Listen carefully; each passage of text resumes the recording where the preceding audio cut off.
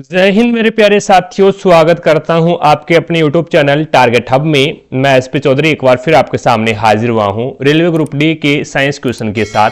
जैसा कि आप सभी को पता है, हम 2018 के प्रीवियस पेपर का सॉल्यूशन कर रहे थे, जिसके अंतर्गत हमने 62 पेपर का सॉल्यूशन कर लिया है। अगर वो पीछे वाली क्लास आपने नहीं देखी है तो इस क्लास के आई बटन पर उसका लिंक मिल जाएगा, वहां से जाकर के आप पीछे वाली क्लास देख सकते हैं, या फिर आप प्लेलिस्ट में जाओगे तो कंटिन्यूस भी क्लासें आपको देखने को मिलेगी। चलिए शुरू करते हैं आज का सेशन। और आज अपन इस क्लास में 4 दिसंबर 2018 को सेकंड पारी में जो पेपर हुआ था उसमें जितने भी साइंस के क्वेश्चन पूछे गए हैं उन सभी का इस क्लास में सॉल्यूशन करने वाले हैं। तो बने रहेगा हमारे साथ। जिसने भी चैनल को सब्सक्राइब नहीं किया है तो सबसे पहले आप चैनल को सब्सक्राइब कीजिएगा, पास में लगे बेल आइकन को जरूर दबाइएगा, ताकि अपन जैसे ही नेक्स्ट वीडियो लेके आए तो उसका नोटिफिकेशन सबसे पहले आपके पास पहुंचे और आप तुरंत उसका लाभ उठा सको। रही बात पीडीएफ की, क्लास होंगी पीडीएफ और प्रीवियस ईयर के पेपर की पीडीएफ है वो आपको टारगेट हब एप्लीकेशन पे मिलेगा। एप्लीकेशन का लिंक आपको आई बटन पर दे रखा है, तो वहां से जाकर के आप एप्लीकेशन को डाउनलोड कीजिएगा और प्रत्येक क्लास की पीडीएफ और प्रीवियस ईयर के पेपर की पीडीएफ है वो आपको इसी एप्लीकेशन के माध्यम से मिलेगी। रही बात टेस्ट सीरीज की, तो ग्रुप डी, एनटीपीसी और एएलपी इन सभी के लिए टेस्ट सीरीज भी अपलोड कर रखी है, तो अपनी तैयारी को बेहतर बनाने के लिए आप आज से टेस्ट सीरीज ज्वाइन कर सकते हैं भी। चलिए शुरू करते हैं आज का सेशन। और पहला क्वेश्चन देखो भी आज की क्लास का आपके सामने है। अब इस क्वेश्चन में आपको बोला गया है भी गति का दूसरा समीकरण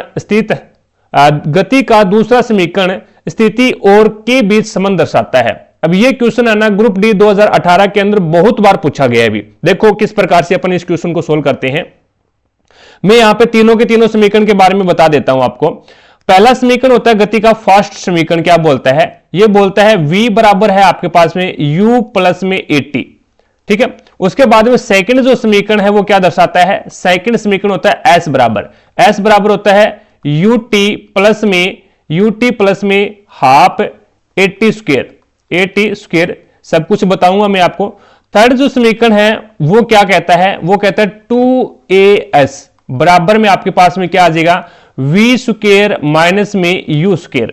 अब यहां पे आपके पास में समझना भी, ये जो आपका v है वो अंतिम वेग है, v है वो अंतिम वेग होता है, u है वो प्रारंभिक वेग होता है, a यहां पे एक्सीलरेशन यानी त्वरण होता है, t यहां पे क्या है? समय है। ठीक है। और s यहां पे क्या है? दूरी है भी। s यहां पे क्या है भी? दूरी है।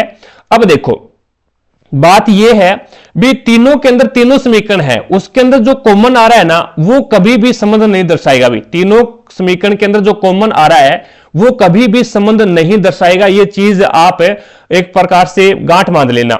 देखो यहां पे प्रारंभिक वेग है, यहां पे भी प्रारंभिक वेग है और यहां पे भी प्रारंभिक वेग है, तीनों के अंदर कॉमन है, तो प्रारंभिक वेग के अंदर तो आपको रिलेशन निकालना ही नहीं है। पहली बात तो ये। दूसरी बात, यहां पे देखो भी समय है, यहां पे समय है लेकिन इसमें समय नहीं है। उसके बाद में एक्सीलरेशन त्वरण देखो यहां पे है, यहां पे भी त्वरण है और यहां पे भी एक्सीलरेशन त्वरण है, तो आपका त्वरण के संबंध में कोई रिलेशन नहीं निकलेगा भी। चीजें समझ में आ गई।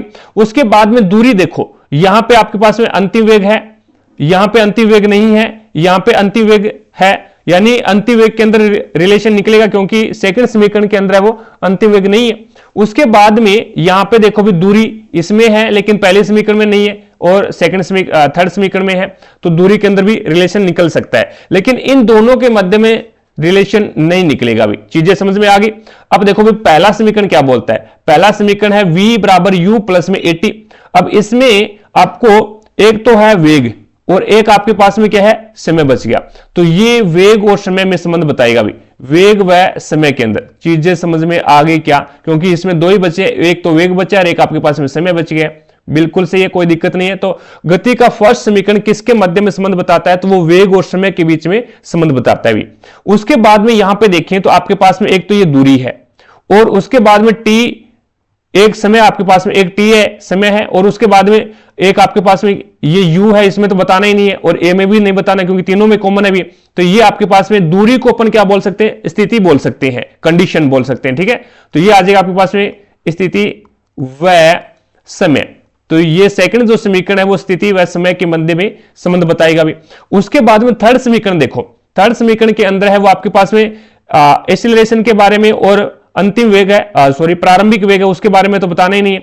तो आपके पास में क्या बचेगा? ये तीसरा जो समीकरण है वो आपका स्थिति व वेग, इसके मध्य में संबंध बताएगा। चीजें समझ में आ गई क्या? तीनों की तीनों कंडीशन पूछी गई है अभी, ठीक है। तो यहां पे दूसरा समीकरण पूछा गया, तो दूसरा समीकरण है वो स्थिति व समय। तो आपके पास में राइट आंसर कौन सा हो जाएगा? ये 2 नंबर जो ऑप्शन है वो आपका बिल्कुल राइट आंसर हो जाएगा भाई। विस्थापन संवेग क्या होता है? संवेग क्या होता है? संवेग बराबर होता है P, संवेग को P लिखते हैं, P बराबर हो जाएगा mv। द्रव्यमान और वेग का गुणनफल क्या कहलाता है? संवेग कहलाता है। द्रव्यमान और वेग का गुणनफल है वो संवेग कहलाता है। और संवेग का असाई मात्रक क्या होता है? संवेग का असाई मात्रक आपके पास में क्या हो जाएगा? तो द्रव्यमान को किलोग्राम में मापते हैं भी, और वेग को किस में मापते हैं? तो मीटर प्रति सेकंड में। तो आपके पास में क्या आ गया? इसका असाई मात्रक ही आ गया किलोग्राम मीटर प्रति सेकंड आ गया अभी, ठीक है। और जो आपका विस्थापन है इसका जो असाई मात्रक होता है वो होता है मीटर भी, ठीक है। और वेग का जो असाई मात्रक है वो मीटर प्रति सेकंड होता है। और उसके बाद में समय का जो असाई मात्रक होता है वो क्या होता है? सेकंड होता है। समय का असाई मात्रक सेकंड होता है। चीजें समझ में आ गई, कोई दिक्कत नहीं है। अब ये क्वेश्चन भी आपका अभी हाल ही में जो 2024 में पेपर हुआ था ना, उसमें पूछा गया था भी संवेग में परिवर्तन की दर किसके समानुपाती होती है? तो ये आप न्यूटन की गति के सेकंड नियम से समझोगे, न्यूटन की गति के सेकंड नियम से समझोगे भी वेग में संवेग में परिवर्तन की दर, संवेग में परिवर्तन की दर किसके समानुपाती होती है? यह क्वेश्चन पूछा गया है, किसके समानुपाती होती है? तो याद रखना हमेशा बल के समानुपाती होती है भी। जितना आप बल लगाओगे उतना ही आपके संवेग के अंदर परिवर्तन होगा भी। जितना आप बल लगाओगे उतना ही आपका संवेग के अंदर परिवर्तन होगा। तो संवेग में परिवर्तन की दर है वो बल के समानुपाती होती है। ये गति के सेकंड नियम से है, वो हमें पता लगता है भी, ठीक है। आगे देखो भी, नेक्स्ट आपके सामने है। अब इसमें आपको बताना है भी विद्युत धारा की अंतरराष्ट्रीय एसआई इकाई क्या होती है, ये आपको बताना है। ओम किसका एसआई इकाई है? अभी ओम है वो प्रतिरोध का होता है। प्रतिरोध जिसे अपन किससे शो करते हैं? आर से शो करते हैं इसको, ठीक है। और यहां पे अगर मैं बात करूं, वह एक नाम आपने सुना होगा प्रतिरोधकता, और जिसे अपन क्या बोलते हैं? जिसे अपन बोलते हैं विशिष्ट प्रतिरोध, विशिष्ट प्रतिरोध भी बोल सकते हैं इसको। और इसका अपन क्या लिखते हैं? रो के रूप में लिखते हैं इस प्रकार से, रो, ठीक है। और बराबर में इसका जो असाई मात्रक होता है वो क्या होता है? ओम। ये ओम का चिन्ह है भी, ओम और मीटर, ओम मीटर हो जाएगा भी। चीजें समझ में आ गई। वोल्ट है वो विभवांतर का मात्रक हो जाएगा भी। विभवांतर का असाई मात्रक क्या होता है? वोल्ट होता है। और उसके बाद में ओम मीटर है ये आपका विशिष्ट प्रतिरोधकता का आ जाएगा भी। और एम्पियर है वो आपकी धारा का, विद्युत धारा या फिर धारा का जो असाई मात्रक होता है वो एम्पियर होता है, जिसे किससे शो करते हैं? ए के द्वारा है वो लिखा जाता है भी। वोल्ट को वी के द्वारा लिखा जाता है, ठीक है। और वोल्ट मीटर है ये आपका एक प्रकार से कनेक्ट किया जाता है, वो समांतर क्रम में किया जाता है भी। समांतर क्रम में जोड़ा जाता है भी वोल्ट मीटर, ठीक है। विभवांतर मापने के काम आता है भी। तो इसमें आपका जो राइट आंसर होगा वो कौन सा हो जाएगा? 4 नंबर ऑप्शन हो जाएगा भी। आगे देखो भी, नेक्स्ट आपके सामने है। अब इसमें आपको बताना है भी धनात्मक त्वरण का अर्थ क्या है? एक होता है ऋणात्मक त्वरण, एक होता है धनात्मक त्वरण, और एक होता है शून्य त्वरण, ठीक है। तीनों कंडीशन हो सकती है त्वरण के साथ में, कोई दिक्कत नहीं है। देखो भी, धनात्मक त्वरण वस्तु का वेग कम होता है तो उससे अपन धनात्मक त्वरण नहीं बोलेंगे, उससे अपन क्या बोलते हैं? ऋणात्मक, यानी उससे अपन ऋणात्मक त्वरण बोल सकते हैं। यानी वस्तु का वेग अगर कम होता है, वस्तु का वेग है कम होता है, तो यहां पे क्या हो जाएगा? आपका ऋणात्मक त्वरण हो जाएगा भी। अगर वस्तु का वेग स्थिर है तो इसका मतलब आपका जो त्वरण है वो शून्य है भी। आपका जो त्वरण है वो क्या आ जाएगा? शून्य हो जाएगा, क्योंकि वस्तु का आपको पता भी त्वरण क्या होता है? त्वरण क्या होता है? तो त्वरण होता है वेग में परिवर्तन की दर। वेग में परिवर्तन की दर क्या कहलाती है? वेग में परिवर्तन की दर है वो त्वरण कहलाती है। तो जितना आप वेग के अंदर है वो परिवर्तन करोगे उतना ही आपका क्या होगा? त्वरण बढ़ेगा। अब यहां पे क्या है? वस्तु का वेग स्थिर है, वस्तु का वेग है वो स्थिर है, वेग के अंदर परिवर्तन नहीं हो रहा, तो इसका मतलब आपका त्वरण है वो शून्य हो जाएगा भी। उसके बाद में वस्तु का वेग शून्य है, तो वस्तु का वेग शून्य हो जाएगा, तो वहां पे भी आपका त्वरण है वो क्या हो जाएगा? शून्य हो जाएगा भी। वहां पे भी आपका त्वरण है वो क्या हो जाएगा? इस कंडीशन में भी आपका त्वरण शून्य हो जाएगा भी। और वस्तु का वेग बढ़ जाता है, वस्तु का वेग बढ़ेगा तो आपका धनात्मक त्वरण होगा भी, धनात्मक त्वरण। चीजें समझ में आ गई। अब ऋणात्मक त्वरण के लिए एक शब्द काम में लिया जाता है भी, उसे अपन बोलते हैं मंदन। उसे क्या बोला जाता है? मंदन बोला जाता है भी। ऋणात्मक त्वरण को अपन मंदन बोल सकते हैं भी, ठीक है। अब देखो भी वर्तीय गति है, एक चीज और बता देता हूं मैं आपको, ये आपकी एक सर्कल है, ये आपका एक सर्कल है, इस सर्कल के अंदर वर्तीय गति है। अब इस वर्तीय गति के अंदर है वो आप वेग लगा रहे हो, यानी एक प्रकार से दौड़ रहे हो, तो आपका जो वेग है वो समान है भी। इस वर्तीय गति के अंदर आपका जो वेग है, वेग समान है भी, ठीक है। और वेग समान होने के कारण भी त्वरण यहां पे शून्य नहीं है भी, त्वरण है वो शून्य नहीं है। क्यों नहीं है ये बताओ मेरे को भी। वर्तीय गति के अंदर है वो आप एक समान वेग से दौड़ रहे हो, और समान वेग से दौड़ रहे हो तो आपका वेग समान है। और मैंने आपको अभी बताया भी, जब वेग स्थिर हो, समान हो, तो वहां पे आपका त्वरण शून्य हो जाएगा। लेकिन मैं अभी बोल रहा हूं भी, जब वर्तीय गति के अंदर, वर्तीय पथ के ऊपर है वो, जब आप दौड़ रहे हो एक समान वेग के द्वारा, तो वहां पे आपका त्वरण शून्य नहीं होगा। क्यों नहीं होगा? क्योंकि यहां पे प्रत्येक सेकंड के अंदर वेग तो समान है, लेकिन प्रत्येक सेकंड के अंदर वेग की दिशा है ना, वो चेंज हो रही है। प्रत्येक सेकंड के अंदर है वो वेग की दिशा चेंज हो रही है, इसीलिए आपका वर्तीय पथ के ऊपर त्वरण है वो कभी भी शून्य नहीं होता है। चीजें समझ में आ गई क्या? तो यहां पे आपका राइट आंसर कौन सा हो जाएगा? ये 4 नंबर जो ऑप्शन है वो आपका बिल्कुल राइट आंसर हो जाएगा। आगे देखो भी, नेक्स्ट आपके सामने है, बढ़िया क्वेश्चन है। अब इसमें आपको बताना भी 5.5 किलोवाट घंटे बराबर क्या होता है, जूल के अंदर आपको आंसर लेके आना है। देखो भी, आपको पता है भी 1 किलोवाट, 5.5 पे बाद में चलूंगा मैं, 1 किलोवाट बराबर क्या होता है। आपको यह भी पता है भी 1 किलोवाट, उससे पहले मैं थोड़ा सा ऊपर लेके चलता हूं। देखो 1 किलोवाट बराबर क्या होता है। आप बोलोगे सर 1000 वाट होता है। 1 किलोवाट में 1000 वाट होता है, लिख सकते हैं, कोई दिक्कत ही नहीं है। और थोड़ा सा और ऊपर लेके चलूं तो आप बोलोगे सर 1 घंटे के अंदर, 1 घंटे के अंदर सर जी 3600 सेकंड होते हैं। ये भी कोई दिक्कत नहीं है, हमें पता है 3600 सेकंड होते हैं, इतने तो आप जानते हो। देखो अब 1 किलोवाट घंटे बराबर में 1000 वाट लिख सकता हूं। पहली बात तो ये 1000 वाट लिख दिया मैंने, इंटू घंटे का मैंने सेकंड में चेंज कर दिया, तो ये आपके पास में कितना आ जाएगा? 3600 सेकंड आ जाएगा। चीजें समझ में आ गई? तो ये आपके पास में वाट, और ये क्या आ गया? आपको पता है भी कार्य बराबर क्या होता है भी? शक्ति बराबर होता है, एक फॉर्मूला होता है यहां पे, शक्ति बराबर होता है कार्य बटे समय, कार्य बटे समय, कोई दिक्कत नहीं है। अब आपको पता है भी मैं कार्य ज्ञात करूं तो कार्य बराबर क्या हो जाएगा? तो कार्य बराबर होता है आपके पास में शक्ति, कार्य बराबर क्या होता है? शक्ति इंटू समय। इस समय को दूसरी साइड में भेज दिया। अब कार्य का मात्रक क्या होता है? जूल होता है, और शक्ति का मात्रक क्या होता है? वाट, और यहां पे समय का मात्रक क्या होता है? सेकंड। तो मैंने किसका गुणा करवा रखा है? वाट और सेकंड का गुणा करवा रखा है। तो ये मान क्या बन गया? ये मान मेरे पास में जूल बन गया भी। जूल बराबर वाट इंटू सेकंड होता है, तो इसको मैं जूल लिख सकता हूं, कोई दिक्कत नहीं है, ठीक है।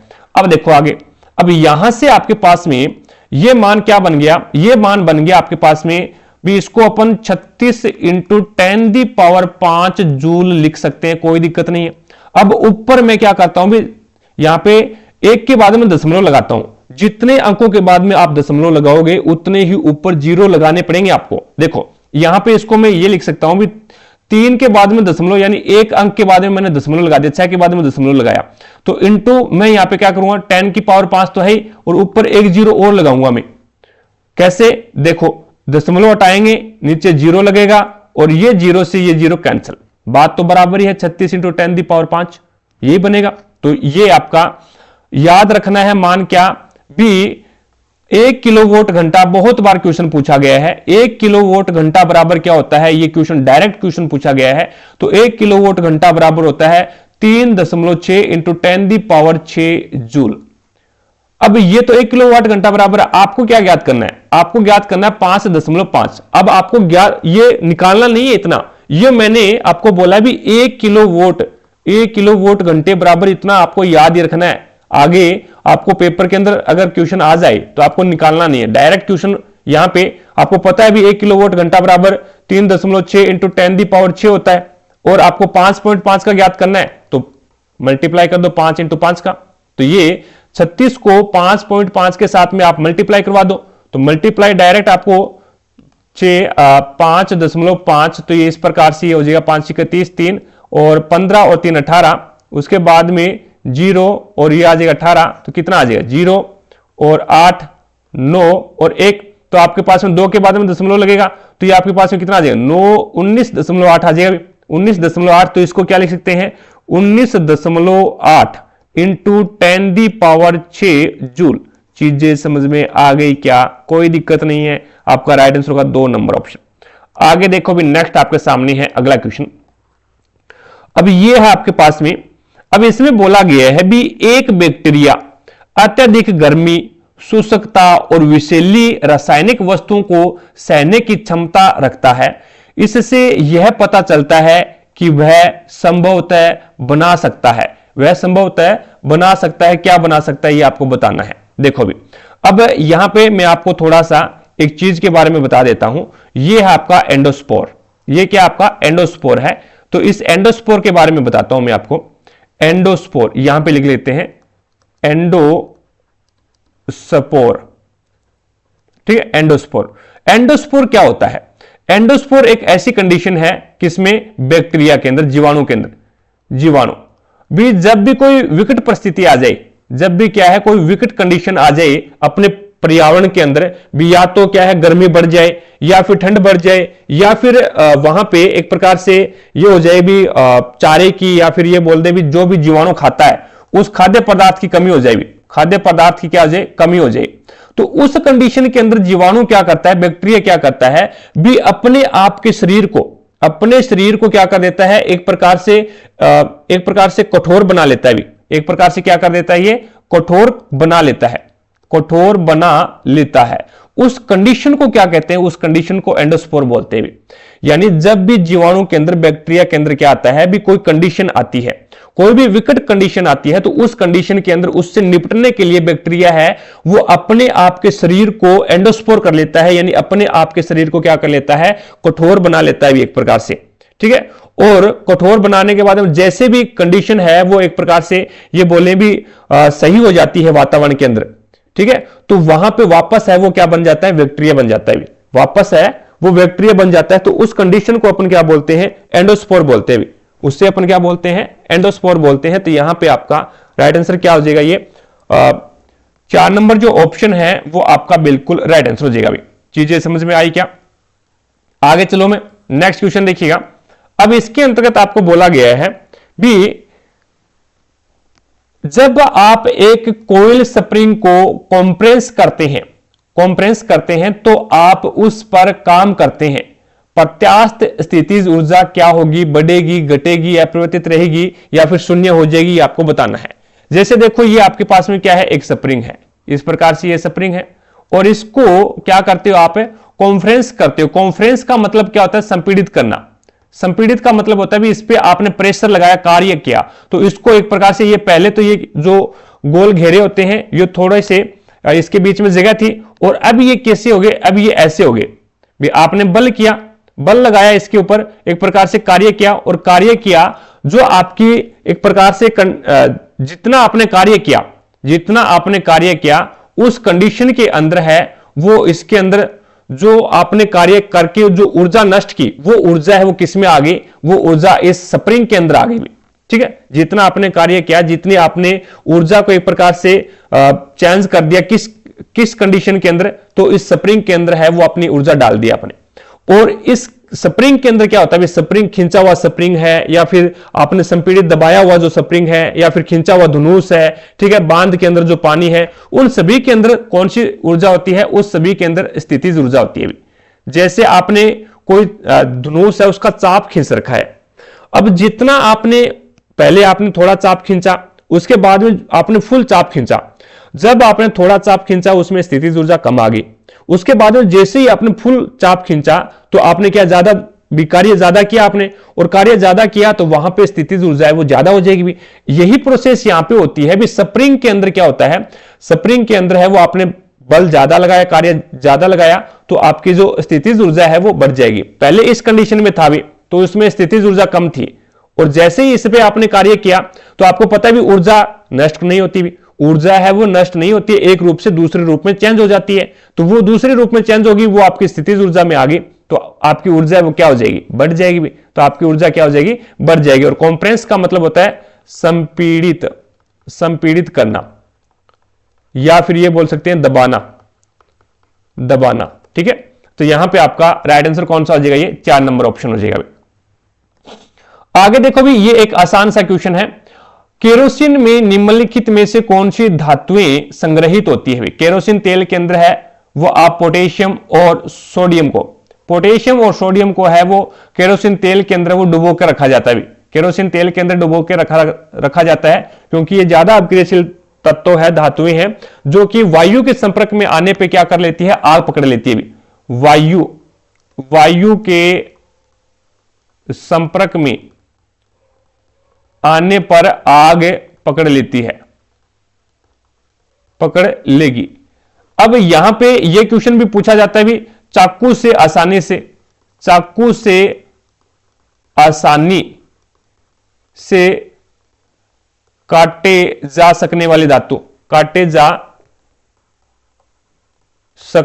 धातु, कौन सी है, तो वो सोडियम, पोटेशियम और लिथियम हो जाएगी। ठीक है, तो यहां पे आपके पास में राइट आंसर कौन सा हो जाएगा, ये 1 नंबर ऑप्शन हो जाएगा। अब इसमें देखो भी, गोल्ड और आपका सिल्वर, गोल्ड और सिल्वर है ना, ये आपका क्या है, तो ये आपके एक प्रकार से ये बोल सकते हैं निष्क्रिय या फिर मुक्त अवस्था में पाई जाने वाली धातु है। ये क्या है, मुक्त अवस्था में पाई जाने वाली धातु है। कैसे सर जी, तो ये किसी के साथ क्रिया नहीं करती हुई, ये जो गोल्ड और सिल्वर है ये किसी के साथ में क्रिया नहीं करती है। जब आप इसको खोजोगे तो आपको ये मुक्त अवस्था के अंदर मिलेगी, इसको शुद्ध करने की जरूरत नहीं है, ये शुद्ध अवस्था में ही मिलती है। ठीक है, आपका गोल्ड है, सिल्वर है, प्लेटिनम है। उसके बाद में अपन बात करते हैं यहां पे सिलिकॉन और मरकरी। तो सिलिकॉन आपका क्या है भी, उपधातु है, सिलिकॉन है वो आपका उपधातु है, और यहां पे कार्बन के मध्य में श्रृंखलाबंध पाया जाता है भी। कार्बन होता है, कार्बन के अंदर सबसे ज्यादा श्रृंखलन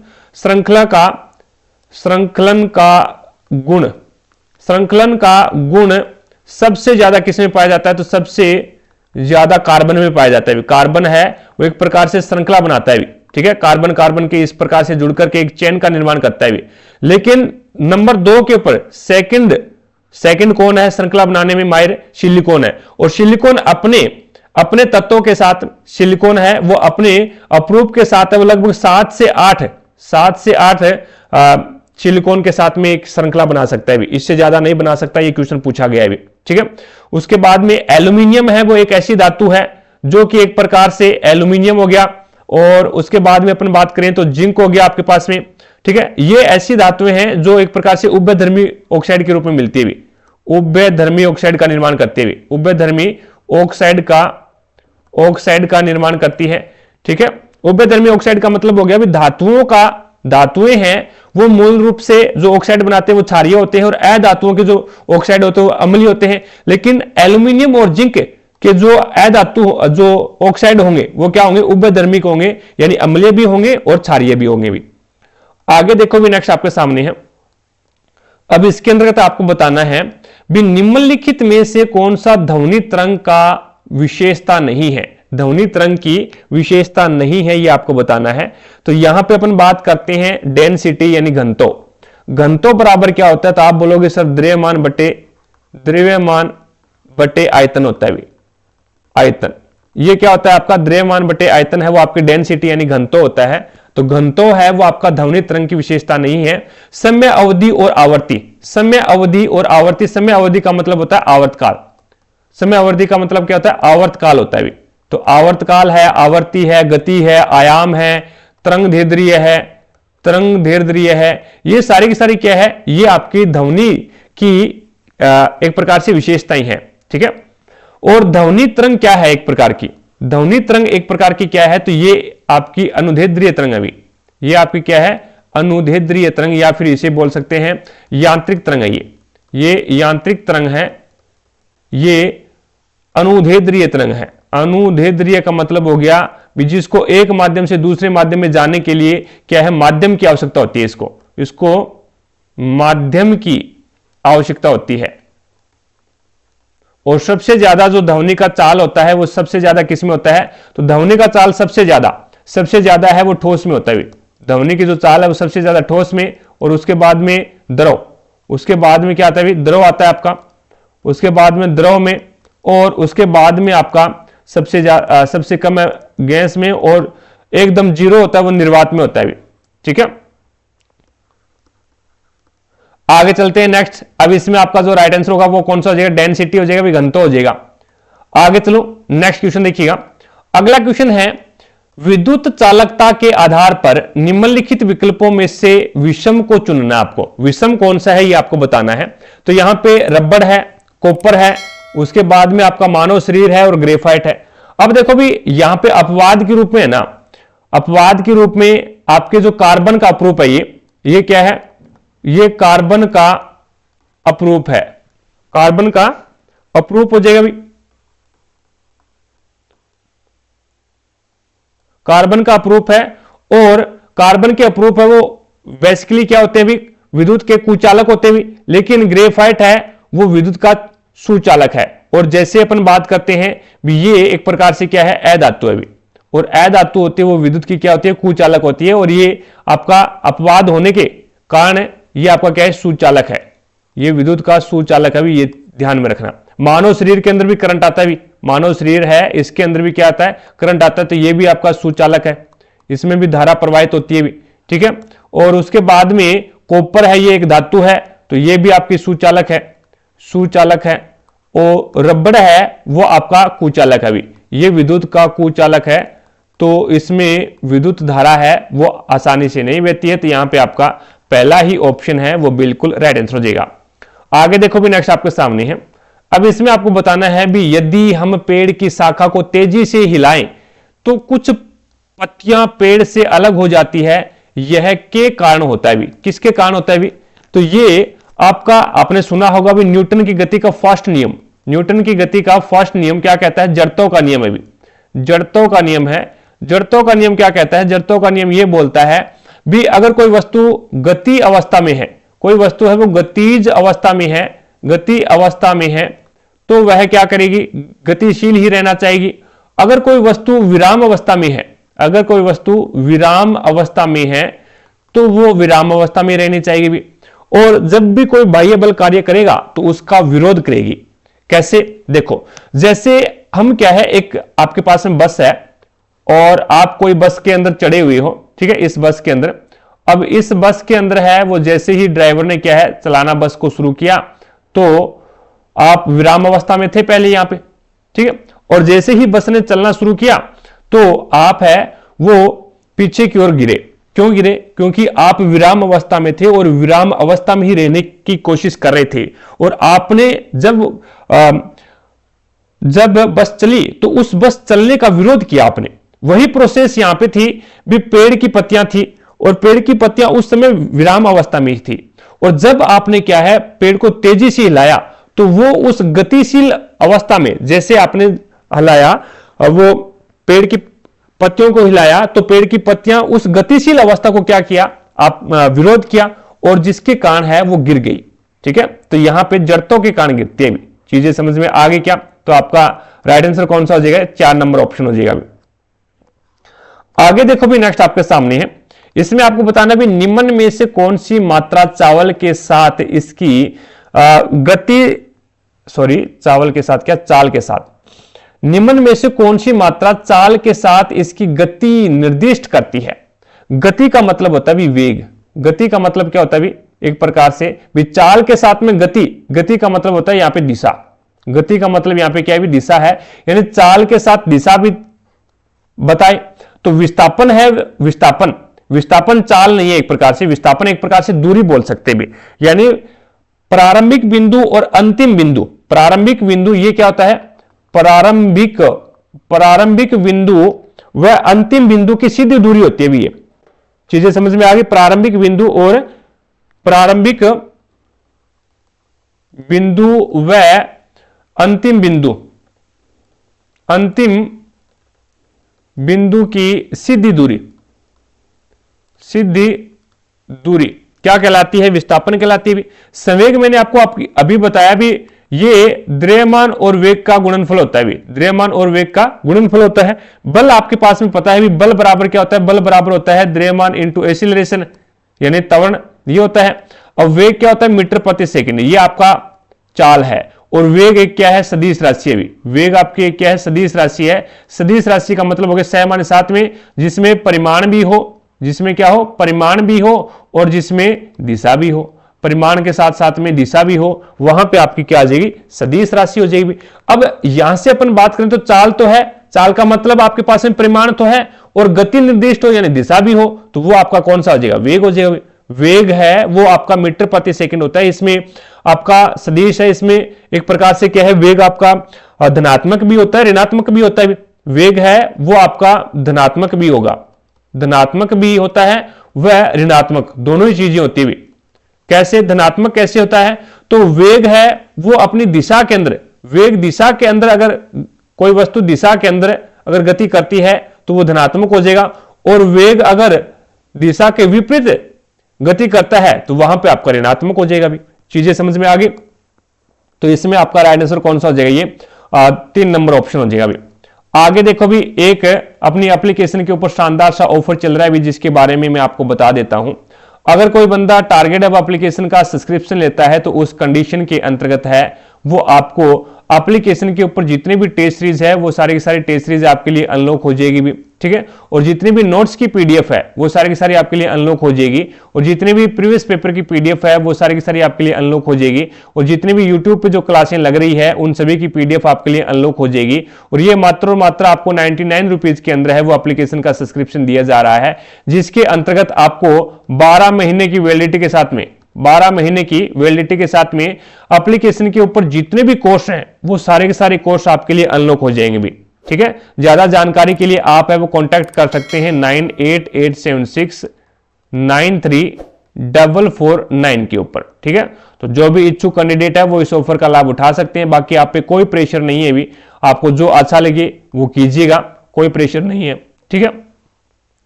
अब इसमें देखो भी यहां पे इसने बोला है भी धातु अपनी वास्तविक स्थिति में विद्यमान होती है। इसी क्लास के अंदर मैं आपको बढ़िया तरीके से बता के आया हूं। देखो वास्तविक कंडीशन के अंदर है वो आपको धातु कब मिलती है, जब धातु है वो मुक्त कंडीशन के अंदर होती है। जब धातु मुक्त स्थिति में होती है तब आपको धातु है वो अपनी वास्तविक कंडीशन, यानी मुक्त स्थिति में कौन कौन सी धातुएं मिलती है, तो आपकी सोना, सोना है वो मुक्त कंडीशन में मिलेगा। सिल्वर या फिर अपन बोल सकते हैं चांदी, चांदी या फिर सिल्वर, और प्लेटिनम, प्लेटिनम, ये जो धातुएं हैं ये आपकी मुक्त अवस्था में मिलती है, यानी ये एक प्रकार से क्या होती है, निष्क्रिय होती है भी, ये किसी के साथ में क्रिया नहीं करती भी, और किसी के साथ में क्रिया नहीं करती तो सोना है वो आपको एक प्रकार से शुद्ध रूप में मिलेगा भी, सोना है वो आपको शुद्ध रूप में मिलेगा, चांदी है वो आपको शुद्ध रूप में मिलेगी, ठीक है।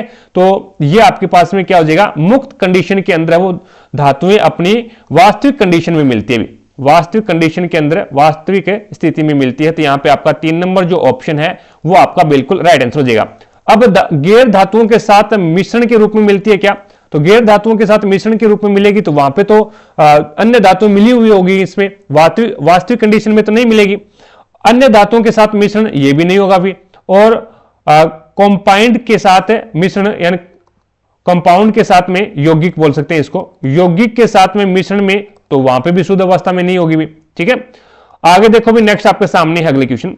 अब इसमें आपको बताना है भी निम्नलिखित में से कौन सा क्षार का गुण नहीं है, कौन सा क्षार का गुण नहीं है, तो ये पानी में हाइड्रोजन आयन उत्पन्न करते हैं, ये बात बिल्कुल गलत है। ये कौन करते हैं, तो ये अम्ल करते हैं। अम्ल है वो क्या करते हैं, पानी में हाइड्रोजन H पॉजिटिव आयन देते हैं। अम्ल है वो पानी के अंदर है वो H पॉजिटिव आयन देते हैं, या फिर H3O पॉजिटिव बोल सकते हैं, या फिर इसे क्या कह सकते हैं, H3O पॉजिटिव आयन दे सकते हैं, ठीक है।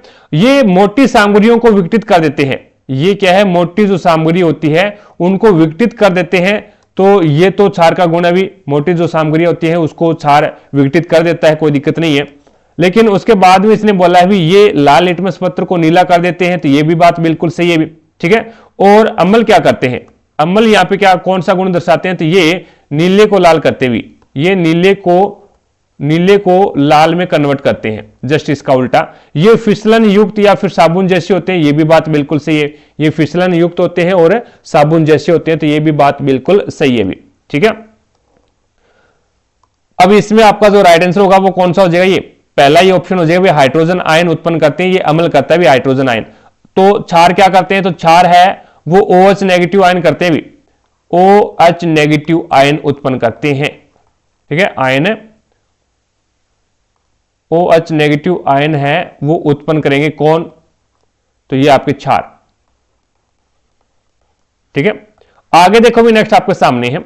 अब इसमें आपको बताना है भी निम्न में से कौन एक परमाणुक है, निम्न में से कौन है वो एक परमाणुक है। एक परमाणु का मतलब होता है एक ही परमाणु से बनाओ। ठीक है, अब देखो भी हाइड्रोजन है वो अपन क्या लिख सकते हैं, H2 लिख सकते हैं। इसका मतलब क्या है भी, हाइड्रोजन का जो एक अणु है, हाइड्रोजन ये क्या है, अणु है, और हाइड्रोजन का जो एक अणु है वो आपका हाइड्रोजन के दो परमाणुओं से मिलकर बना है भी, हाइड्रोजन का दो परमाणुओं से मिलकर बना है। इसीलिए हाइड्रोजन को क्या बोलते हैं, द्विक परमाणु बोल सकते हैं। ये क्या है, द्विक परमाणु है, यानी दो परमाणुओं से मिलकर बना है। आर्गन होता है, आर्गन को क्या लिखते हैं, AR लिखते हैं भी, ये 18 नंबर ग्रुप में आता है भी। गंधक होता है आपका S8, गंधक किसको बोलते हैं, सल्फर को बोलते हैं भी, सल्फर है वो S8 में मिलता है, और इसे क्या बोलते हैं, इसे अपन बहु परमाणुक बोलते हैं भी, बहु परमाणुक, यानी बहुत सारे परमाणुओं से मिलकर के सल्फर का, बहुत सारे परमाणुओं से मिलकर के सल्फर का एक अणु बनता है भी, सल्फर का एक अणु बनता है। ऑक्सीजन होता है आपका द्विक परमाणुक, O2 लिखते हो आप, ऑक्सीजन को O2 लिखते हो, तो ये क्या होता है आपका द्विक परमाणुक, द्विक परमाणुक। ठीक है, और एक फास्फोरस का पूछा जाता है, फास्फोरस होता है वो चतुष्क परमाणुक होता है, ये चतुष्क परमाणुक हो जाएगा। आर्गन यहां पे आपका राइट आंसर हो जाएगा भी, आर्गन है, हीलियम है, आर्गन हो जाएगा, हीलियम हो जाएगा। ठीक है, जो आपकी निष्क्रिय गैसें होती है ना, जो निष्क्रिय 18 नंबर ग्रुप में आती है, वो सारी की सारी क्या होती है, एकल परमाणुक होती है। तो इसमें आपका राइट आंसर कौन सा हो जाएगा, ये 2 नंबर ऑप्शन हो जाएगा। आगे देखो भी नेक्स्ट आपके सामने है।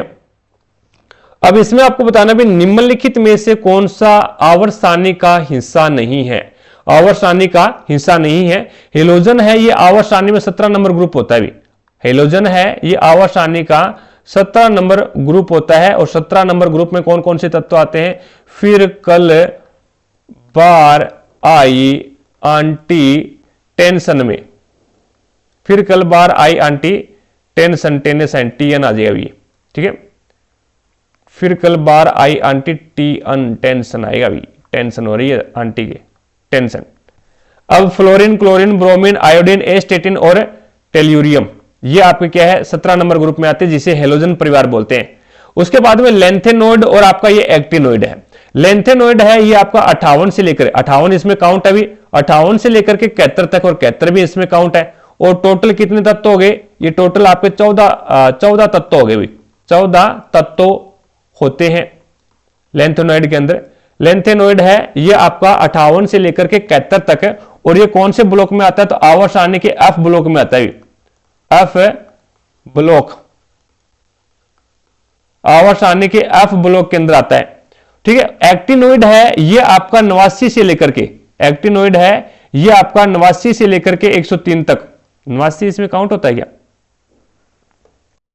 89 से लेकर नहीं 90 आएगा अभी यहां पे। ठीक है, तो 90 भी इसमें काउंट है अभी। ठीक है ना, 90 भी काउंट है और 103 भी काउंट है।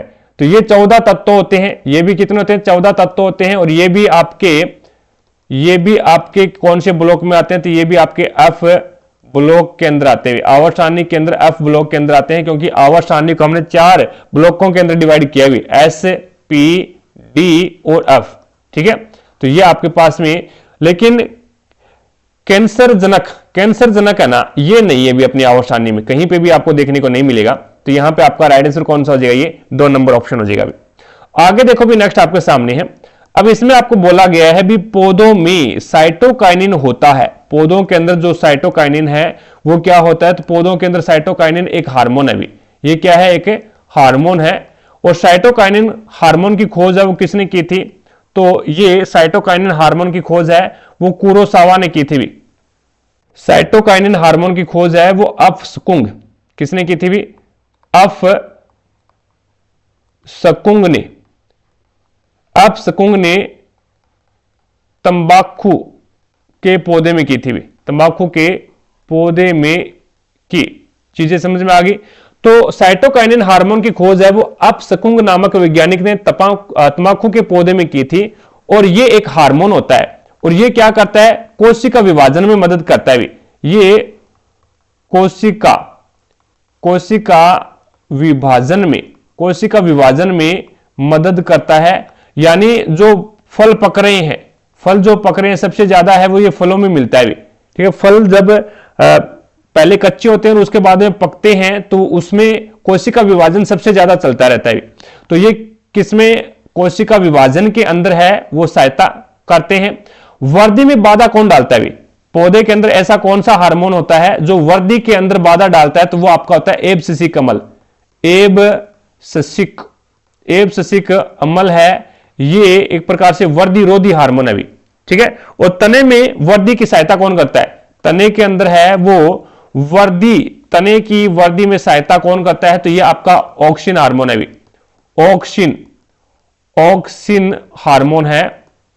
ऑक्सिन हार्मोन है, ये एक प्रकार से तने के अंदर वृद्धि करता है, और उसके बाद में जो फल है, पत्ते हैं, ठीक है, उनको जलने से रोकता है भी। और ऑक्सिन हार्मोन की खोज है वो बेंट ने की थी। ऑक्सिन हार्मोन की खोज किसने की, बेंट ने। कहां पे की थी, तो जई के पादप में की थी। जई के पादप के अंदर है वो ऑक्सिन हार्मोन की खोज की गई थी। उसके बाद में कोशिकाओं को लंब रूप से पनपने में प्रेरित कौन करता है, तो ये आपका जिब्रेलिन हार्मोन है। ये आपका कौन सा है, ये जिब्रेलिन हार्मोन है। जिब्रेलिन हार्मोन की खोज किसने की थी, कुरोसावा ने की थी।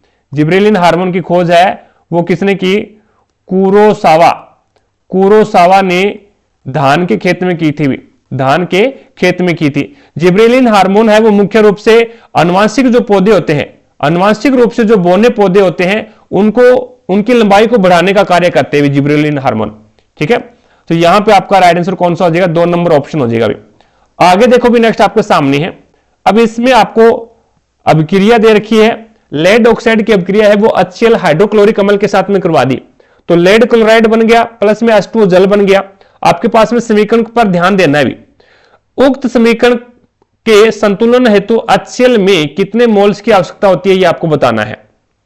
देखो भी, यहां पे क्लोरीन कितने हैं, सर जी 2 है। यहां पे हाइड्रोजन कितने हैं, 2 है। तो सर जी आप HCl को मैं 2 से मल्टीप्लाई कर दूं, HCl को मैं 2 से मल्टीप्लाई कर दूं तो हाइड्रोजन यहां पे 2 हो गए और क्लोरीन भी 2 हो गए, तो एकदम सही है। और ऑक्सीजन यहां पे 1 है और यहां पे भी आपका ऑक्सीजन 1 है, यहां पे लेड 1 है, यहां पे भी 1 है, तो इसका मतलब आपको HCl को 2 से मल्टीप्लाई करना पड़ेगा। HCl को 2 से मल्टीप्लाई कर दोगे तो आपका हाइड्रोजन भी 2 हो जाएगा और क्लोरीन भी 2 हो जाएगा भी। तो ये समीकरण है वो आपकी क्या हो जाएगी, ये संतुलित हो जाएगी। और संतुलित रासायनिक समीकरण, किसी भी समीकरण को संतुलित करना क्या कहलाता है, हिट एंड ट्रायल विधि कहलाती है। किसी भी समीकरण को संतुलित करना, किसी भी समीकरण को संतुलित किस विधि से करते हैं, तो ये बोल सकते हैं हिट एंड ट्रायल विधि। हिट एंड ट्रायल विधि के द्वारा है वो समीकरण को क्या करते हैं, संतुलित करते हुए। उसके बाद में अगर अपन बात करते हैं यहां पे आपका समीकरण को संतुलित क्यों करते हैं, समीकरण को संतुलित क्यों करते हैं, तो ये द्रव्यमान संरक्षण का पालन करने के लिए, द्रव्यमान संरक्षण नियम का पालन करने के लिए क्या करते हैं, समीकरण को संतुलित करते हैं। क्योंकि अभिक्रिया से पहले और अभिक्रिया के बाद में द्रव्यमान संरक्षण का नियम यह बोलता है भी अभिक्रिया से पहले जितना द्रव्यमान था और अभिक्रिया के बाद में जितना द्रव्यमान था वो दोनों इक्वल होना चाहिए भी। ठीक है, द्रव्यमान को अपन नष्ट नहीं कर सकते भी। आगे देखो भी, नेक्स्ट आपके सामने है। अब इसमें आपको बताना है भी एक माध्यम में एक ध्वनि तरंग का तरंगदैर्ध्य कितना है, जिसकी आवृत्ति आपको दे दी 840 हर्ट्ज है और गति दे दी आपको 380 मीटर प्रति सेकंड है। आपको तरंगदैर्ध्य ज्ञात करना है। तरंगदैर्ध्य का जो फॉर्मूला होता है वो क्या होता है, तरंगदैर्ध्य बराबर में आपके पास में होता है भी तरंगदैर्ध्य बराबर आपके पास में ध्वनि या फिर तरंग की, ये बोल सकते हैं तरंग की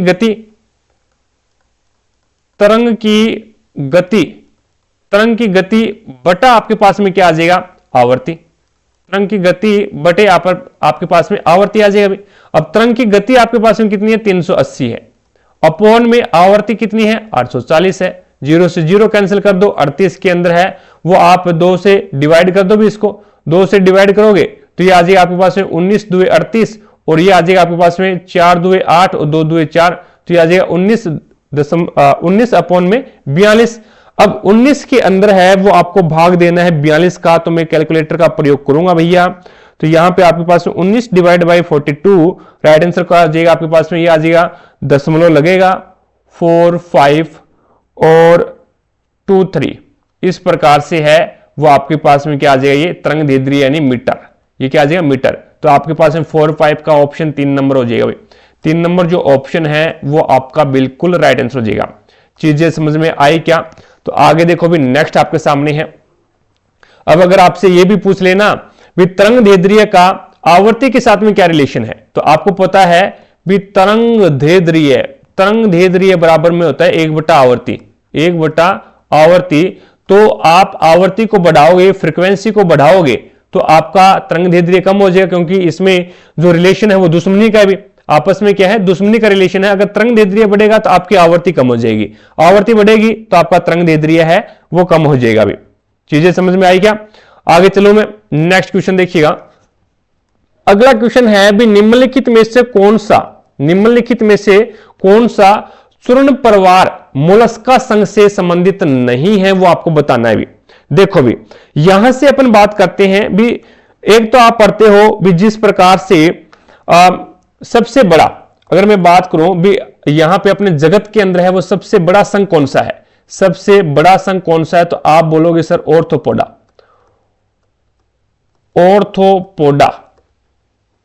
ऑर्थोपोडा है वो सबसे बड़ा संघ अभी, ये क्या है सबसे बड़ा संघ आ जाएगा अभी, इट्स ओके। और मोलस्का है वो दूसरा सबसे बड़ा है अभी, दूसरा सबसे बड़ा हो जाएगा अभी, मोलस्का है वो दूसरा सबसे बड़ा हो जाएगा। और मोलस्का संघ के अंतर्गत है वो कौन कौन से जीव आते हैं, तो घोंगा आ गया, घोंगा है, ठीक है, और इसके बाद में केटन है और ऑक्टोपस है, ऑक्टोपस ये किस में आते हैं, तो ये आपके मोलस्का में आता है। एंटीडोन है ना, एंटीडोन ये आपका है वो मोलस्का में नहीं आता भी, ये आपका किस में आता है, तो एकाइनोडर्मेटा में आता है। एकाइनोडर्मेटा में है वो कौन से आते हैं, एंटीडोन आते भी, एंटीडोन है ये एकाइनोडर्मेटा संघ के अंतर्गत आते हैं। और एकाइनोडर्मेटा संघ कौन सा होता है, जो कि समुद्री होते हैं, समुद्री जीव, ये बोल सकते हैं अपन समुद्री जीव है वो किस में आते हैं, एकाइनोडर्मेटा में आते हैं। और ये सारे के सारे है वो आपके घोंगा है, केटन है, ऑक्टोपस है, ये मोलस्का संघ में आते हैं। और मोलस्का संघ है वो आपका दूसरा सबसे बड़ा संघ हो जाएगा अभी, और पहला सबसे बड़ा संघ है वो कौन सा हो जाएगा, आपका ऑर्थोपोडा हो जाएगा। आगे चलो मैं नेक्स्ट क्वेश्चन देखिएगा। अब इसके अंतर्गत आपको बताना है भी के प्रजनन संबंधी भाग फूल में स्थित होते हैं, किसके प्रजनन संबंधी भाग है वो फूल में स्थित होते हैं। तो मैं थोड़ा सा आपको यहां पे जीरो लेवल पे लेके चलता हूं। पहले देखो भी हमने ओस्टबाल टिप्पो, ये वैज्ञानिक का नाम आपने सुना होगा, ओस्टबाल टिप्पो है ये। इन्होंने क्या है भ्रूण के आधार पर, एम्ब्रियो के आधार पर, भ्रूण के आधार पर विभाजन किया भी, जिसके अंदर भ्रूण पाया जाता है और जिसके अंदर भ्रूण नहीं पाया जाता। तो जिसके अंदर भ्रूण नहीं पाया जाता उसको तो उन्होंने थैलोफाइटा नाम दिया भी, थैलोफाइटा, इसके अंदर तो भ्रूण नहीं पाया जाता। और जिसमें भ्रूण पाया जाता है उसको उन्हें एम्ब्रियोफाइटा नाम दिया भी, एम्ब्रियोफाइटा, ठीक है, जिसके अंदर भ्रूण पाया जाता है। अब थैलोफाइटा वर्ग के अंतर्गत कौन आगे, सेवाल, सारे के सारे जो आपके सेवाल है वो किस में आगे, थैलोफाइटा वर्ग में आगे भी। और थैलोफाइटा वर्ग है वो एक प्रकार से जलीय पौधे हो जाएंगे, ये क्या है एक प्रकार से जलीय पौधे हैं। और ये क्वेश्चन 2018 ग्रुप डी में पूछा गया है, लाइकेन किस में आता है, तो लाइकेन है वो थैलोफाइटा वर्ग का समूह है भी, लाइकेन है वो एक प्रकार से थैलोफाइटा वर्ग के अंतर्गत आते हैं, जिससे अपन लिटमस प्राप्त करते हैं लाइकेन से, ठीक है। उसके बाद में एम्ब्रियोफाइटा है, एम्ब्रियोफाइटा को फिर हमने क्या है दो पार्टों में डिवाइड कर दिया, संवहन के आधार पर, संवहन के आधार पर, यानी संवहन बंडल कौन कौन से हैं, तो यहां पे मैं लिख देता हूं संवहन कौन कौन से? संवहन उत्तक। तो संवहन उत्तक है वो आपके दो ही है, एक तो है आप जाइलम के बारे में पढ़ते हो और एक आपके पास फ्लोएम है। एक है जाइलम है और एक आपका क्या है? फ्लोएम है। फ्लोएम ये संवहन उत्तक है। अब जिसमें संवहन पाया जाता है, संवहन उत्तक पाए जाते हैं, और जिसमें संवहन उत्तक नहीं पाए जाते। अब जिसमें संवहन उत्तक पाए जाते हैं उसे हमने क्या बोलते हैं? संवहन उत्तक नहीं पाए जाते उसको हमने क्या बोला? ब्रायोफाइटा। ब्रायोफाइटा, ठीक है। जिसमें संवहन उत्तक नहीं पाए जाते वो ब्रायोफाइटा आ गया, और जिसमें संवहन उत्तक पाए जाते हैं वो आपका क्या आ गया? ट्रेकियोफाइटा। इससे हमने क्या बोल दिया? ट्रेकियोफाइटा, ठीक है। अब ब्रायोफाइटा है, यह आपके क्वेश्चन पूछा गया है भी पादप जगत का उभयचर किसे कहते हैं? पादप जगत का उभयचर किसे कहा जाता है? तो पादप जगत का उभयचर है वो ब्रायोफाइटा को कहते हैं। और ब्रायोफाइटा प्रथम पादप थे जिनके अंदर वो भ्रूण पाया जाता है, लेकिन ये सफल नहीं हुए। ब्रायोफाइटा है वो सफल नहीं हुए। सर जी क्यों नहीं हुए? क्योंकि इसको जनन के लिए किसकी आवश्यकता थी? जल की आवश्यकता थी। और प्रथम भ्रूणीय पादप जो कि स्थल के ऊपर थे, ब्रायोफाइटा थे, वे स्थल के ऊपर थे, इसीलिए ये सफल नहीं हो पाए, क्योंकि उनको जनन के लिए किसकी आवश्यकता थी? जल की आवश्यकता थी। उसके बाद में हमने क्या है? ट्रेकियोफाइटा को फिर दो पार्टों में डिवाइड कर दिया। ट्रेकियोफाइटा को फिर हमने क्या है? दो पार्टों में डिवाइड किया, और अब इसको हमने किसके आधार पर डिवाइड कर दिया? ट्रेकियोफाइटा को पुष्पी पादप और अपुष्पी पादप। एक तो होता है आपका पुष्पी पादप और एक होता है आपका अपुष्पी पादप। अपुष्पी पादप, और अपुष्पी पादप को हमने क्या बोला? टेरिडोफाइटा। टेरिडोफाइटा। और यहां पे आपका जो पुष्पी पादप है इसको हमने किस में रखा? फेनरोगेम में। फेनरोगेम्स में। चीजें समझ में आ गई? फिर फेनरोगेम्स को हमने पुष्पी पादपों को फिर हमने दो पार्टों में डिवाइड कर दिया, आवर्त बीजी और अनावर्त बीजी।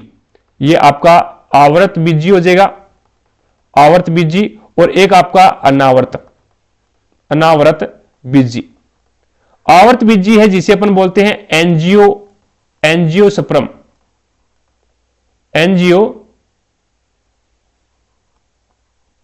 एंजियोस्पर्म, ये क्या आपका? एंजियोस्पर्म है भी, ठीक है। एंजियोस्पर्म, और ये हो जाएगा आपके पास में जिम्नोस्पर्म। ये आपका जिम्नोस्पर्म हो जाएगा। चीजें समझ में आ गई? अब देखो भी टेरिडोफाइटा है ना, टेरिडोफाइटा ये आपका प्रथम सफल पादप है, प्रथम सफल पादप है। और टेरिडोफाइटा है वो आपके प्रथम ऐसे पादप भी है जिसके अंदर संवहन उत्तक पाए जाते भी। इसके अंदर क्या है? संवहन उत्तक पाए जाते हैं। और टेरिडोफाइटा को क्या बोला जाता है? वानस्पतिक सर्प बोला जाता है। वानस्पतिक सर्प भी इसको कहा जाता है। अब देखो भी यहां पे एंजियोस्पर्म है ना, अभी तक है वो आपको पुष्प नहीं बने भी, ये अपुष्पी पादप में आते हैं, और पहले पुष्प बन ही नहीं रहे थे। उसके बाद में पुष्प कहां पे बनने शुरू हुए हैं? तो पुष्प आपके फेनरोगेम यहां पे बनने शुरू हुए हैं। अब इसको हमने दो पार्टों में डिवाइड किया, एक तो आपका आवर्त बीजी है और एक आपका अनावर्त बीजी है। अनावर्त बीजी के अंदर सीड कोट नहीं होता भी, अनावर्त बीजी के अंदर है वो सीड कोट यानी बीज आवरण। बीज पर आवरण नहीं होता, बीज पर आवरण नहीं होता है, इसीलिए अनावर्त बीजी में क्या होता है? अनावर्त बीजी में फल नहीं बनता भी, अनावर्त बीजी में फल नहीं बनता है। और सबसे बड़ा जो समूह है वो आपका कौन सा है? आवर्त बीजी है, जिसे अपन बोलते हैं एंजियोस्पर्म। इसमें क्या है? फूल बनते हैं, इसमें सीड कोट पाया जाता है और फल बनता है भी। चीजें समझ में आ गई? तो यहां पे आपके पास में थोड़ा सा एक कड़ी जोड़ने की कोशिश की है मैंने, और इसमें आपका राइट आंसर कौन सा हो जाएगा? एंजियोस्पर्म, जिसे अपन बोलते हैं आवर्त बीजी, जो कि किस में आता है? फेनरोगेम में आता है। चीजें समझ में आ गई क्या? तो इसमें आपका 3 नंबर ऑप्शन हो जाएगा। आगे देखो भी नेक्स्ट आपके सामने है। अब इसमें आपको बोला गया है भी धरती से टकराने से तुरंत पहले यदि 2 केजी द्रव्यमान की वस्तु की गतिज ऊर्जा 400 जूल है तो किस ऊंचाई से गिराया गया था? तो उसे है वो किस ऊंचाई से गिराया गया था? तो जिसने भी क्लास को लाइक नहीं किया तो क्लास को लाइक कीजिएगा भी, और चैनल पर नए हैं तो चैनल को सब्सक्राइब कर लो भी सारे के सारे। जो भी चैनल पर नया है, जिसने भी चैनल को सब्सक्राइब नहीं कर रखा है तो चैनल को सब्सक्राइब कर लो। उसके बाद में पास में जो बेल आइकन है उसको भी दबा लो भी, ताकि अपन जैसे ही नेक्स्ट वीडियो लेके आए तो उसका नोटिफिकेशन सबसे पहले आपके पास पहुंचे और आप तुरंत उसका लाभ उठा सको। इट्स ओके, बढ़िया बढ़िया आपके लिए क्लासें लेके आ रहा हूं भी, कोई दिक्कत नहीं है। 100% मैं अपना दे रहा हूं आपके लिए और 100% है वो आपको ये क्वेश्चन ऐसे भी, ये तो नहीं बोल सकता भी यही मिलेगा, लेकिन यूनिट चेंज हो सकती है इसकी, ठीक है। आपका लैंग्वेज है वो यही रहेगा भी क्वेश्चन का। अब देखो भी, धरती से टकराने से पहले यदि 2 केजी द्रव्यमान की वस्तु की गतिज ऊर्जा 400 जूल है तो उसकी किस ऊंचाई से गिराया गया था, यह आपको बताना है। यहां से अपन अगर बात करें तो आपके पास में गतिज ऊर्जा दे दी। गतिज ऊर्जा का जो फॉर्मूला है काइनेटिक एनर्जी का, वो क्या होता है 1/2 mv² होता है। चीजें समझ में आ गई। आपको वेग ज्ञात करना है, आपको द्रव्यमान दे रखा है, काइनेटिक एनर्जी कितनी दे रखी है आपको 400 जूल दे रखी है, बराबर में 1/2 इंटू 2 kg है और आपके पास में इंटू क्या है v वेग है। अब 2 से 2 कैंसिल हो जाएगा, v² बराबर क्या हो जाएगा, v² बराबर 400, तो v बराबर आपके पास में कितना हो जाएगा 20। v बराबर आपके पास में कितना आ जाएगा 20 मीटर प्रति सेकंड। तो यहां पे आपका राइट आंसर कौन सा हो जाएगा, ये 3 नंबर ऑप्शन हो जाएगा भी। आगे देखो भी, नेक्स्ट आपके सामने है अगला क्वेश्चन।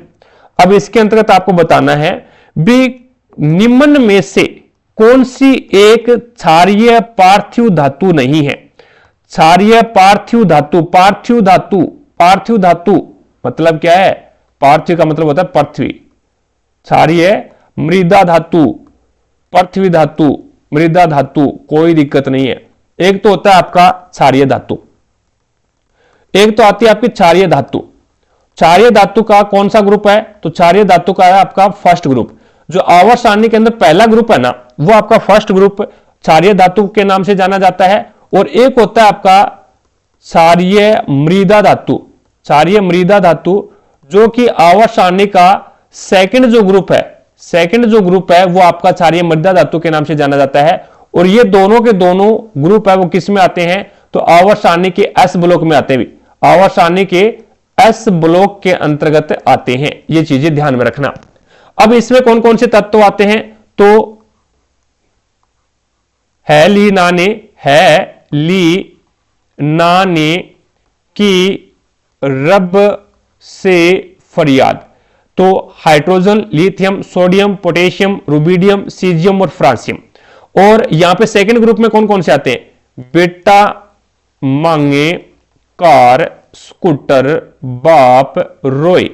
तो ये हो जाएगा आपके पास में beryllium, magnesium, calcium, strontium, barium, और ये हो जाएगा आपके पास में रेडियम।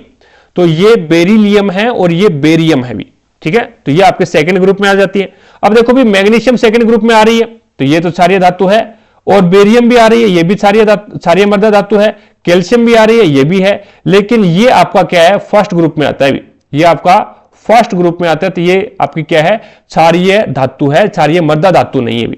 तो आपका राइट आंसर कौन सा हो जाएगा, ये 3 नंबर जो ऑप्शन है वो आपका बिल्कुल राइट आंसर हो जाएगा। आगे देखो भी, नेक्स्ट आपके सामने है। अब इसके अंतर्गत आपको बताना है भी शुक्राणु अस्थायी रूप से रखे जाते हैं, शुक्राणु है वो अस्थायी रूप से रखे जाते हैं। तो यहां पे आपके पास में शुक्राणु वैसे स्थायी रूप से कहां पे होते हैं भी, तो स्थायी रूप से तो वर्षण के अंदर होते हैं भी एक प्रकार से, ठीक है, लेकिन अस्थायी रूप से अधिवर्षण में होते हैं भी, अस्थायी रूप से अधिवर्षण में होते हैं।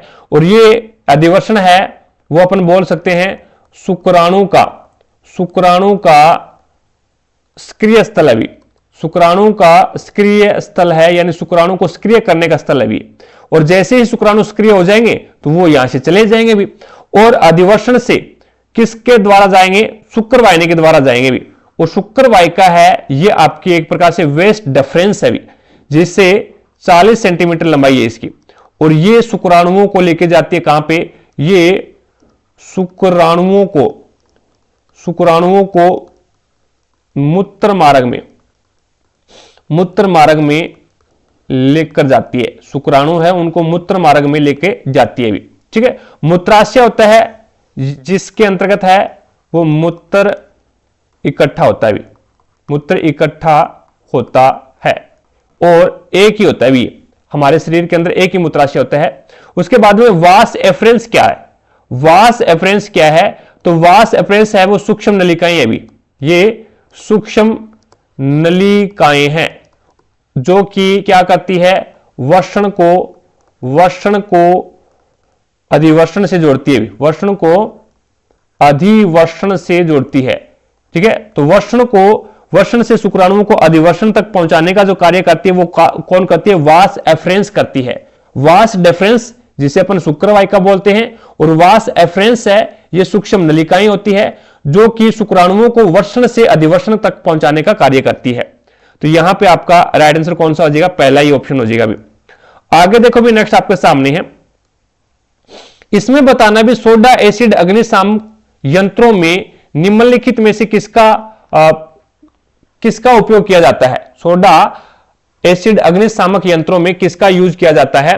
तो यहां पे सोडियम कार्बोनेट क्या है? ये होता है आपका Na2CO3, और इसमें अगर अपन क्या कर दें 10 जल के अणु जोड़ दें तो ये आपके पास में क्या बन जाता है? धावन सोडा बन जाता है। ये क्या बन जाता है आपका? धावन सोडा बन जाता है, धावन सोडा।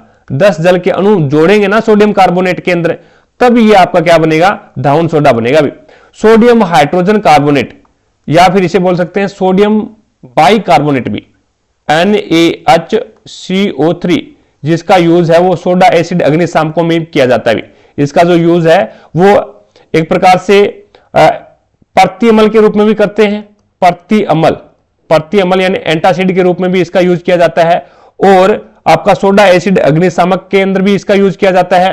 और अपन ये बोल सकते हैं भी ये तो आपका, इससे अपन बेकिंग सोडा बोलते हैं भी, बेकिंग सोडा बोला जाता है। और बेकिंग पाउडर बनाने के लिए बेकिंग पाउडर का निर्माण करने के लिए किसका यूज किया जाता है? तो वहां पे बेकिंग सोडे का यूज किया जाता है। बेकिंग सोडे के अंदर है वो प्लस कर दे अपन क्या है? टार्ट्रिक अमल इसमें मिला दें, यानी मृदु खाद्य अम्ल इसमें मिला दें, तो ये क्या बन जाएगा? आपका बेकिंग पाउडर बन जाएगा। सोडियम हाइड्रोक्साइड है जिसका यूज है वो आप साबुन बनाने के लिए करते हुए, सोडियम हाइड्रोक्साइड है जिसका यूज आप साबुन, और वो भी कैसा? नहाने का नहीं, कपड़े धोने का साबुन, कपड़े धोने का साबुन बनाने के लिए किसका यूज करते हो? सोडियम हाइड्रोक्साइड का यूज करते हो। और ये आपका क्या है? एक प्रबल अम्ल, प्रबल क्षार है भी, ये आपका एक क्या है?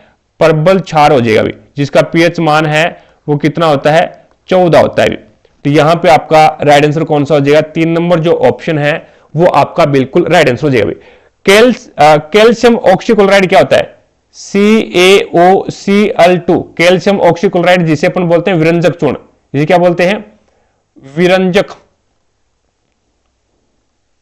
विरंजक चूर्ण। और कैल्शियम ऑक्सीक्लोराइड है विरंजक चूर्ण जो कि कपड़े का रंग उड़ाने का कार्य करता है। ये कपड़ों का रंग उड़ाने का कार्य कौन करता है? कैल्शियम ऑक्सीक्लोराइड करता है, जिसे अपन विरंजक चूर्ण बोला जाता है। तो इस प्रकार से हमने एक पेपर और कंप्लीट किया। आई होप आपको प्रत्येक क्वेश्चन समझ में आया होगा। अगर फिर भी कोई भी क्वेश्चन में आपको डाउट लगती है तो कमेंट सेक्शन में कमेंट करके जरूर बताएं, आपके डाउट को क्लियर किया जाएगा। क्लास कैसी लगी है ये भी जरूर बताना, और चैनल पर नए हैं तो चैनल को सब्सक्राइब कर लो, पास में लगे बेल आइकन को जरूर दबा लो, ताकि अपन जैसे ही नेक्स्ट वीडियो लेके आए तो उसका नोटिफिकेशन सबसे पहले आपके पास पहुंचे और आप तुरंत उसका लाभ उठा सको। रही बात पीडीएफ की, तो क्लास होंगी पीडीएफ, और प्रीवियस ईयर के पेपर की पीडीएफ है वो आपको टारगेट ऐप एप्लीकेशन पे मिलेगा। एप्लीकेशन का लिंक आपको आई बटन पर दे रखा है, तो वहां से जाकर के आप एप्लीकेशन को डाउनलोड कीजिएगा, और प्रत्येक क्लास की पीडीएफ और प्रीवियस ईयर के पेपर की पीडीएफ है वो आपको इसी एप्लीकेशन के माध्यम से मिलेगी। तो आज की क्लास में इतना ही, भी मिलेंगे अपन नेक्स्ट क्लास में। तब तक के लिए जय हिंद, जय भारत।